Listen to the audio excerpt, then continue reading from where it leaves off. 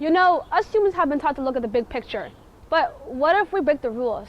What if we go against all known facts and look at the smallest common denominator? This shift in perspective has created a whole new branch of physics to be born, which is called quantum physics, the study of the really small subatomic particles that make up our universe. Well, light is an electromagnetic radiation that includes the electromagnetic spectrum, but are differentiated by the wavelengths, or the distance between one point of a wave to another. A slim piece of this spectrum, called visible, just means the specific light that we can see through the naked eye. The amplitude means the intensity of the light, and the frequency is the number of waves repeating through a specific time. It was all coined by Isaac Newton, who agreed with Descartes' theory of light, which states that light doesn't actually act with a continuous wave, but actually emits small discrete packets. Newton believed this when he looked at a glass prism and saw the light being refracted from it, concluding that light can only do this if it was a particle. But the problem with this is that it didn't explain things like refraction, diffraction, and interference. That was until the photoelectric effect happened. Well, this may just seem like an odd-shaped metal sheet to you, but this is the actual same type of sheets that scientists use to understand light. They place the sheet in a room where it emits light, and they figure out how it reacts.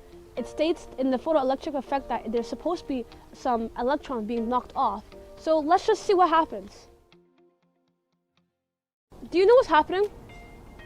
It's just that we can't see it through the naked eye. What's actually happening is that the light is actually loosening up and knocking off electrons. But then how is it doing that? Well, through the photoelectric effect, scientists have discovered that through the right circumstance, light can knock off electrons. Imagine this polygon-looking shape is the 2D version of the sheet I just showed you. The purple represents the light rays hitting the surface, and as a result, the red represents electrons getting knocked off. Well, the conundrum was that scientists, frankly, got their hypotheses wrong. They believed that if you increase the amplitude, or as we stated previously, the intensity, then it will knock off more electrons. However, when they actually did do it, it didn't do that at all. No electrons was actually knocked off and or loosened. But when they increased the frequency up to a certain limit, electrons did in fact loosen.